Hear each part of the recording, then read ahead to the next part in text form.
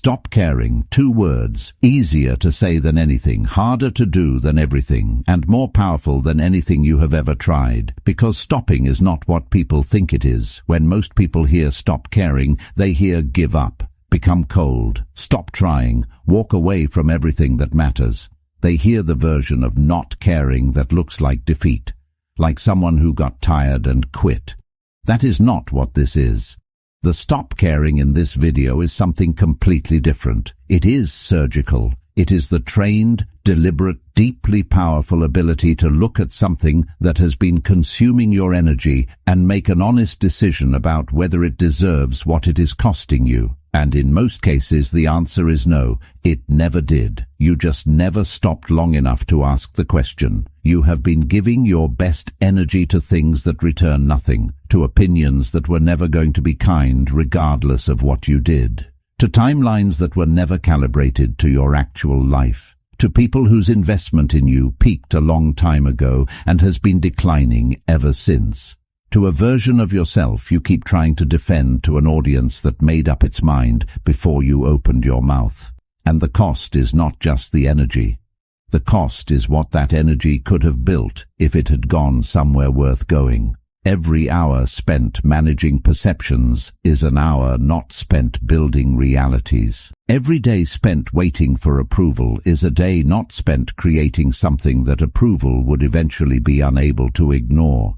Every unit of care misdirected is a unit that never reached the thing that deserved it. The moment you redirect, everything changes. Not eventually, immediately. The first decision you make without running it through the committee of people who were never going to be satisfied feels different from every decision you made before it. Lighter, faster, more genuinely yours. 10 shifts. 10 things you have been caring about that have been quietly, consistently, invisibly holding you exactly where you are. 10 doors that open the moment you stop leaning against them from the wrong side. Whether you are watching this at midnight exhausted from carrying what was never yours, or in the morning finally ready to stop, comment below, I am redirecting. Number 1. Stop caring what people think. They are not paying your bills or living your life. Every decision you have ever softened to make it easier for someone else to accept was a decision you made for them instead of for yourself. The career path adjusted because your family had opinions. The relationship stayed longer than it should have because leaving required too many explanations to too many people. The creative work kept hidden because showing it would invite judgment from people whose judgment was never relevant. The version of your life that got built around the path of least social resistance rather than the path of most personal truth. And the people whose opinions shaped those decisions are not living the consequences. They are living their own lives, which are absorbing their full attention, and your choices are not a significant feature of their mental landscape. They moved on from caring about what you decided approximately 48 hours after the conversation. You are still carrying it. Opinions about your life are the cheapest thing available. They cost the person giving them nothing. No risk, no skin in the game, no responsibility for the outcome. They offer the opinion with the confidence of someone who will experience 0 consequences if they are completely wrong, and then they move on to the next thing. You cannot afford to make your life from that material. Marcus Aurelius wrote, "You have power over your mind, not outside events. Realize this, and you will find strength. The outside event is their opinion. The inside event is what you do with it." Stop giving the outside event more real estate in your decision-making than the inside one. Stop letting the free, risk-free, consequence-free opinions of people who are not living your life have more influence over your choices than your own judgment, which is the only judgment with anything actually at stake. Make the decision. Live in it. Let the opinions arrive and pass through without stopping. They were passing through anyway. You were just giving them a chair and feeding them dinner and wondering why they never left. Number 2. Stop caring about what you did wrong. That chapter is closed. Walk away from it. The thing you did or said or chose that you are still carrying around 3 years later. You have revisited it from every angle. You have run the alternate versions. You have identified the moment where a different choice would have produced a different outcome. You have apologized to it internally more times than you apologize to anyone affected by it externally. You have attached it to your identity in ways that make it not just a thing that happened, but permanent evidence of something fundamentally flawed about who you are. And yet the event itself is the same size it was when it happened. It did not grow. You grew the meaning of it. You expanded the narrative around it. You gave it significance that the original event, examined honestly and in isolation, probably never warranted. The past is not a living thing. It does not have the ability to come back and demand more from you. It cannot add new consequences to the original ones. It cannot grow in size or weight or relevance unless you feed it. And you have been feeding it. With every return, every replay, every new angle from which you examined the same closed event, as though this time the examination would produce a different verdict. It will not. Closed things stay closed. The only variable is how much of your present you are willing to spend inside them. Seneca wrote, "Everything is foreign to us. Only time is truly ours." The time being spent on the closed event is time not being spent on the open one, on the thing in front of you right now that is actually alive and actually yours and actually capable of becoming something if you give it what you have been giving the past. You are not what happened, you are what you do next, and next requires the attention that the past has been borrowing without permission for far too long. Stop revisiting. The verdict is in. The sentence is served. You are free to leave. Number 3. Stop waiting for their approval to grow. They liked you small. Grow anyway. Growing makes some people uncomfortable. Specifically, the people who built their relationship with you around a version of you that no longer exists. The version that needed them in ways you no longer need. The version that had limitations that made them feel more capable by comparison. The version that stayed quiet in rooms where you now speak. That deferred when you now decide.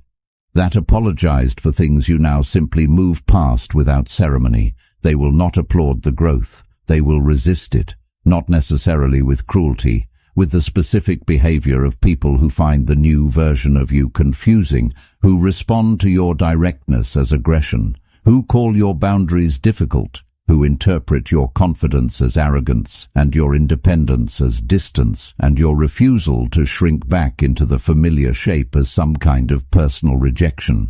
You cannot grow with their permission. The permission will not come from the people who benefited from the limitations. Waiting for it means waiting inside the limitations. Indefinitely. Epictetus wrote, "If you want to improve, be content to be thought foolish and stupid with regard to external things." The approval of the people who preferred you smaller is not approval worth having. What they are approving of when they approve is the caged version, the one that fit their expectations and their comfort and their own unexamined need to have you remain exactly where you were, so that the map of the relationship they built around you did not require redrawing. Grow anyway. Without announcement, without seeking their agreement that the growth is valid, without offering them a say in the direction or the pace or the eventual destination of a life that has always been yours to direct. The people who belong in your next chapter will meet you there. They do not need you to come back to the last one to collect them. Number 4. Stop worrying about what has not happened yet. You are bleeding energy on nothing. At some point the planning stopped being useful and became a way of inhabiting a future that does not exist yet in order to avoid being fully present in the one that does. The mental rehearsal of the conversation that has not happened. The anxious simulation of how the thing you are waiting for might go wrong. The constant background calculation of what could fail and how badly and in which order and what the consequences would cascade into. The management of imaginary futures as though the managing were a form of protection against them. It is not protection, it is just suffering in advance of things that may never arrive. And the suffering consumes the same cognitive resources as actual problem solving. Your brain cannot fully distinguish between a real crisis and a vividly imagined one at the physiological level. The anxiety response runs, the cortisol rises, the quality of thinking in the actual present moment degrades because the processing power is being rerouted to manage an emergency that exists only in the simulation. You are solving problems that do not exist yet, with the resources you need for the ones that do. And the trade is catastrophically bad. Marcus Aurelius wrote, "Confine yourself to the present. Never let the future disturb you. You will meet it, if you have to, with the same weapons of reason which today arm you against the present. The future problem, if it arrives, will be met by a version of you that has had the intervening time to prepare for it. A version with more information than you currently have, more context, more resources accumulated from the time between now and then. That version will handle it with what it has, but that version cannot be built if you are spending the intervening time managing the problem in advance rather than building the capability that would actually help when it arrives. Release the simulation. Come back to what is actually in front of you. This moment is the only one where anything can actually be done. Act here, build here, everything else is weather." Number 5. Stop being loyal to people who are not loyal to you. That is not loyalty. That is loss. Loyalty is one of the most exploited virtues available. You stayed. Long past the point where staying was producing anything except the maintenance of a connection that had already decided what it was and was not going to become anything more. You stayed because you value loyalty, because you do not give up on people, because the history you share feels like something that should count for something even when the present has nothing to show for it. That history does count. It produced something real when it was alive. But history is not a contract. It does not obligate you to maintain a connection in perpetuity, regardless of what that connection is currently doing to your energy and your sense of your own worth. The value of the shared past does not require you to fund a shared present that is costing you more than it is giving.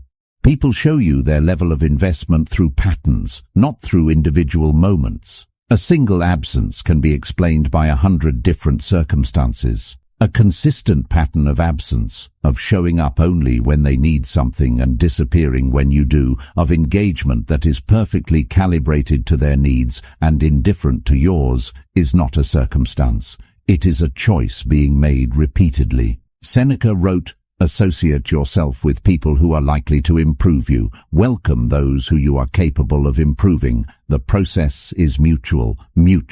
If the process is not mutual, it is not a relationship. It is a service arrangement where you are the service and they are the customer, and the customer has no particular loyalty to any single provider as long as the service remains available. Stop funding the arrangement with your loyalty.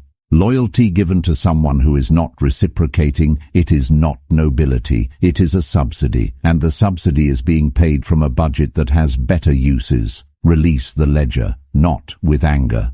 With the clean, honest recognition that some connections ran their course, and the most respectful thing available to both people is to acknowledge that rather than perform a continuation that neither of them is fully invested in. Number 6. Stop explaining yourself to people who will never get it. The right people already do.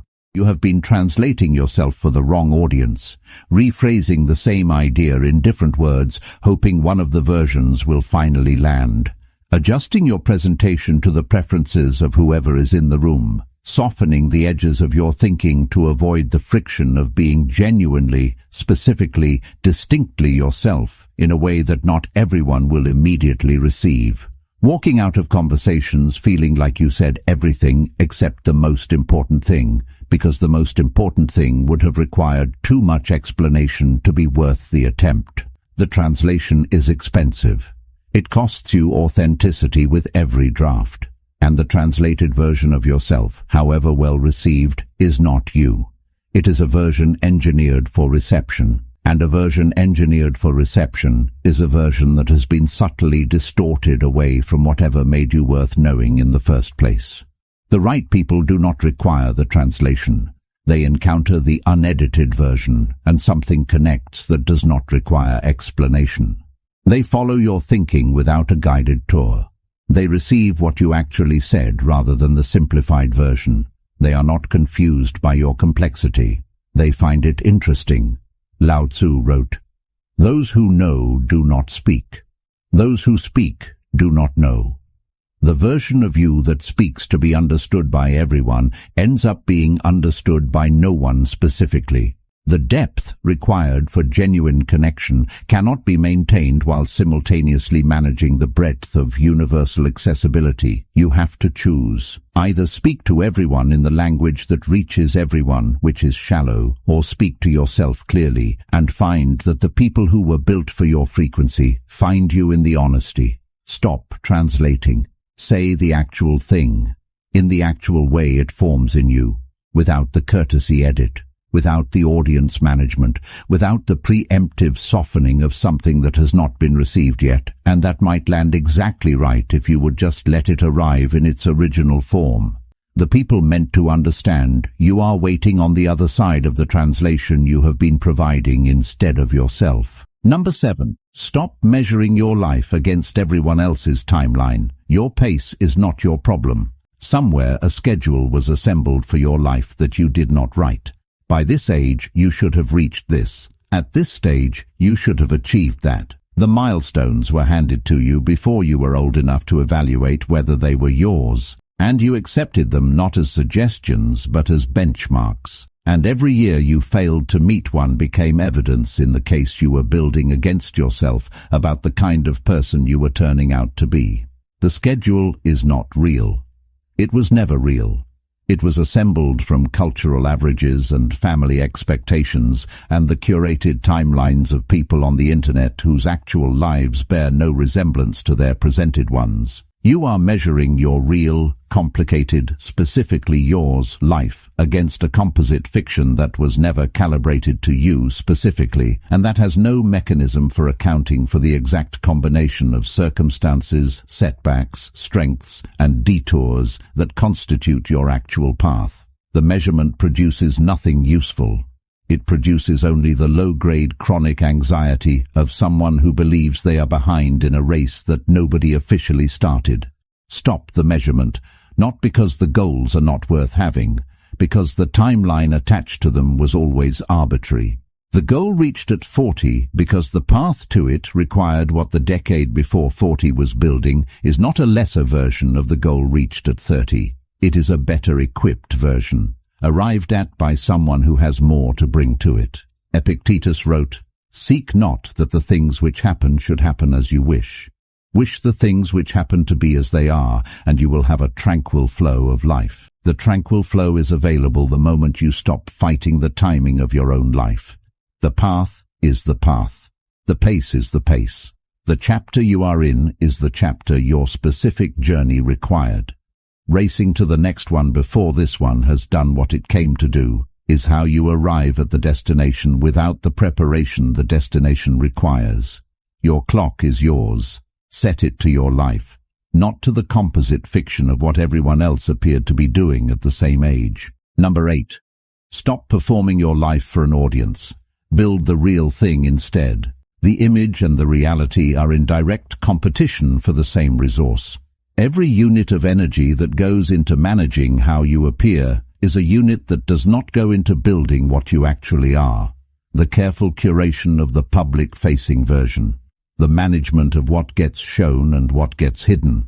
The performance of competence and contentment and direction in the moments when competence and contentment and direction are precisely what you do not feel. The gap between the presented life and the actual one maintained at considerable daily cost, and the gap never closes through more careful management of the presentation.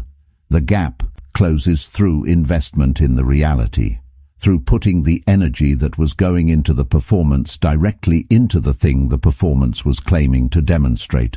The person who is genuinely building something does not need to manage how they appear to be building something. The build is visible, not through announcement but through the undeniable quality of presence of someone who is actually absorbed in something real. That quality cannot be performed. It can only be produced by doing the actual thing. Seneca wrote, "It is not the man who has too little that is poor, but the man who hankers after more."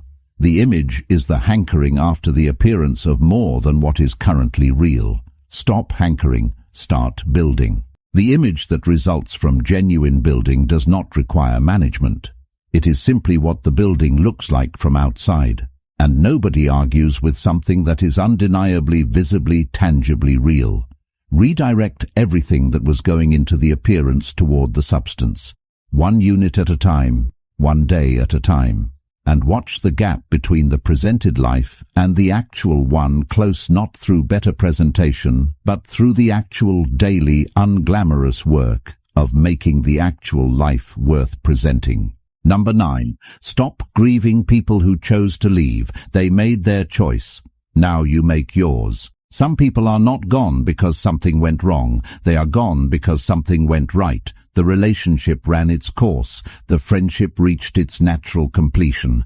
The connection served the season it was built for, and both of you outgrew the season, not through failure. Through the normal, healthy, often painful process of two people growing in directions that eventually diverge beyond the point where the connection can follow.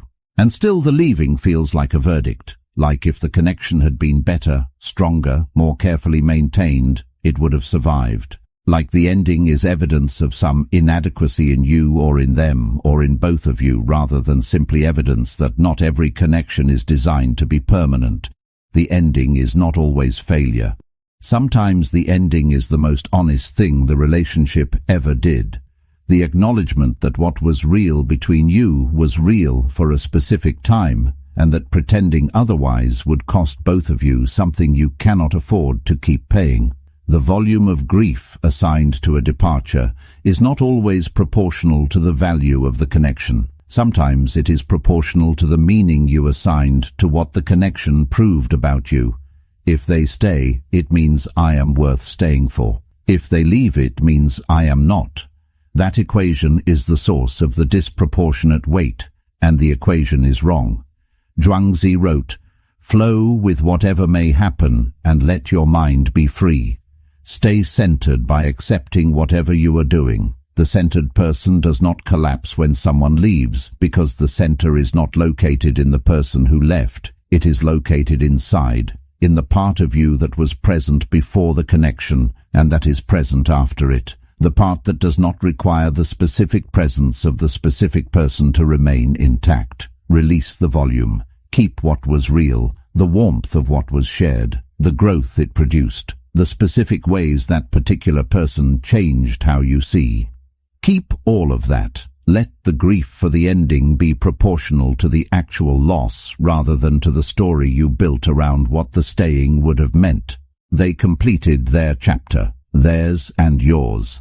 That is enough. Number 10. Stop trying to prove yourself. The people you are proving it to will never be satisfied. At the root of most of the proving is one specific person who told you, early enough that it became architecture, that you were not enough, maybe in words, more often in silence, in the absence of the acknowledgement that would have confirmed it, in the consistently moved goalpost of what would be required before the approval was finally extended, in the standard that was never quite met regardless of how closely you came to meeting it, in the message that arrived not as a single statement, but as a pattern across years. You have not yet proven the thing that would make you worth it, and so you have been proving. Building an invisible case file of achievements and outcomes and evidence that was supposed to close the argument once and for all. The argument that you are worth taking seriously, that you are capable of what you claimed, that the people who doubted you were wrong and that the doubt was never warranted in the first place. The problem is that the person you were building the case for is not reading it. Either they are not watching, or they are watching and the standard has moved again because the standard was never really about your performance. It was about their need to maintain a particular dynamic in which you were the one who needed to prove, and they were the one who got to decide whether the proof was sufficient. You cannot close an argument with someone who controls the definition of sufficient. Marcus Aurelius wrote, Waste no more time arguing about what a good person should be. Be one. Stop building the case file. The case was never the point. The life was always the point. And a life built to demonstrate something to someone who was never going to be satisfied is a life organized around a standard you did not set and a finish line you cannot reach. Build for yourself. For the honest, internal, nobody-is-watching version of yourself that knows what it is trying to become and does not need an external audience to confirm that the becoming is real. The proof accumulates in that version, not in the case file, not in the achievement list assembled for the people who required it. In the quality of the person you are quietly, consistently, without announcement becoming. That proof needs no audience. It simply is. And it is enough. It has always been enough. You were always enough. You just spent a long time trying to prove it to someone who was never going to say so. 10 shifts. 1 result. The moment you stop caring about their opinion of your choices, you start making choices that actually fit your life. The moment you stop revisiting the closed past, the open present gets the attention it deserves. The moment you stop needing approval for your growth, the growth accelerates past what their approval would have permitted. The moment you stop simulating imaginary futures, the real one gets built with the energy that the simulation was consuming. The moment you stop funding one-sided connections, you have something to invest in the ones that give back. The moment you stop translating yourself for every room, the right rooms find you in the language you actually speak.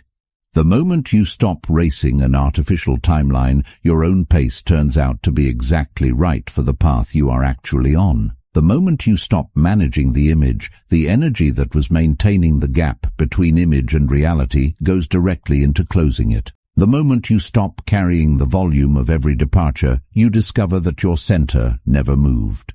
And the moment you stop proving yourself to the person who was never going to be satisfied, you discover the only proof that was ever worth building. The proof that is simply you, living your actual life, at your actual pace, in your actual voice, for your actual reasons. Stop caring is not the instruction to become indifferent to the world. It is the instruction to become precise about what deserves your care, because your care is finite and it is being spent on things that are not returning on the investment. And every unit redirected towards something real produces something the old spending never could. The change that follows the stopping is not dramatic. It is not a single moment of transformation announced by a feeling of liberation. It is the slow, accumulating daily quality of a life that is using its resources on itself rather than on the performance of itself. That life looks different from the outside eventually, but it feels different from the inside immediately, from the very first moment you redirect. If this video shifted something, share it with someone who is exhausted from caring about the wrong things. And remember, stop caring. Watch everything changes.